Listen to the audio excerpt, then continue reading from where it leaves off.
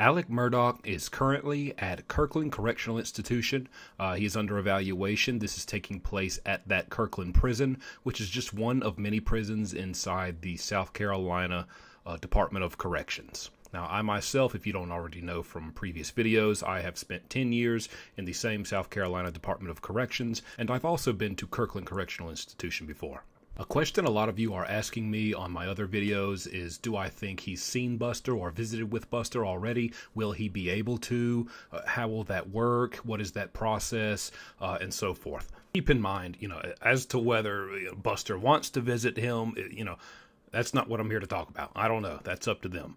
But as far as the process and how that works and what Alex Murdaugh is going to experience and have to go through in order to visit him and anyone else for that matter, that's what I'm going to explain.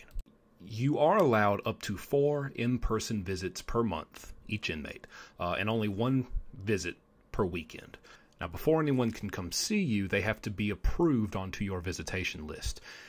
Each person, and they're not very easy about letting just anyone on your list. Usually that's just for verified family members.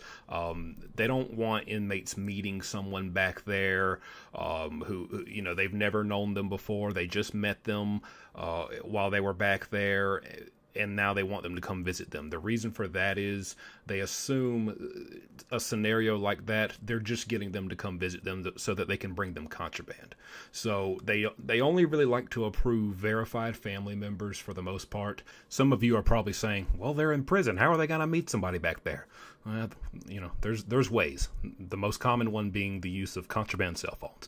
And the staff is aware of that. So, that just furthers the reason why they don't like to approve just anyone.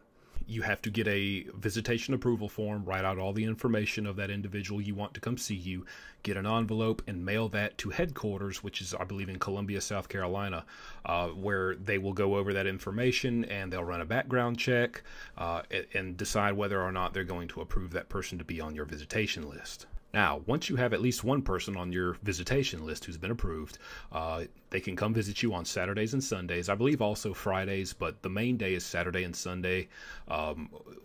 Your person will come up there to visit you, and everyone who's there to visit an inmate that day will be given an assigned table to sit at.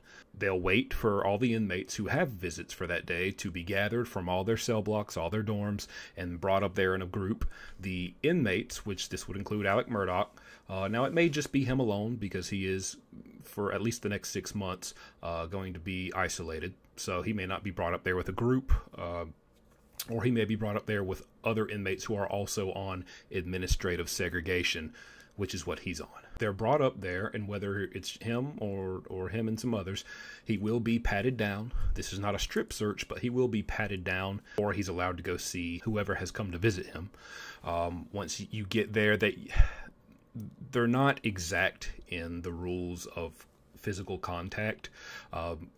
Generally, they'll allow you to get a hug. If your mom, your little family member, someone's coming, you can give them a hug. If it's your significant other, you can give them a hug and a quick kiss, but, make it fast and then sit down. They don't like to see you. You can hold hands and stuff, but they don't really want to see a lot of embracing and stuff. Anything that looks like you may be being passed contraband from whoever came to visit you. Okay, that's what they're keeping an eye out for. And they do have officers, at least 2 or 3 in there during these visitation hours to just kind of monitor and keep an eye on anyone who might look suspicious. You are allowed to get refreshments. There's vending machines your loved ones can go get you snacks from. So if you're drinking a couple sodas, you're going to have to use the bathroom, and they have 1 bathroom break.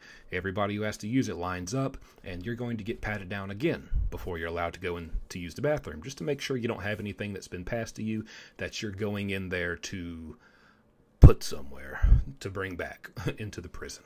Okay. Aside from that, you just talk. They do have board games sometimes, I see, if that's what you want to do. I don't know. But after that, the visit will end.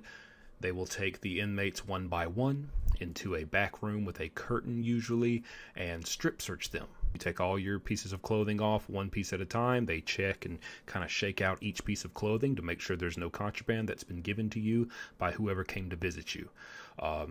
After all your clothes are off, they will finally make you turn around and do a squat and cough, where you squat down and cough twice while they look up there to make sure there's nothing that's been put up there. And then you get dressed and you go back to your dorm. You guys also asked me about phone calls. Yes, you can make phone calls to pretty much any number you want, but phone calls cost money. I believe it's $1.25 to $1.50 for a 10-minute call. But yes, once he's able to start coming out, when he moves away from Kirkland Correctional Institution, he has several hours at a time that he's able to come out. He's going to be able to use the phone when he wants, pretty much, as long as there's an open phone.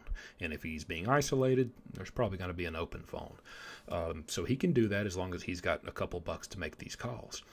As for letters, can he receive letters? Yes, and it's very easy to find the address to write him at. But if someone is writing him, then they do read all mail. They say they read all mail.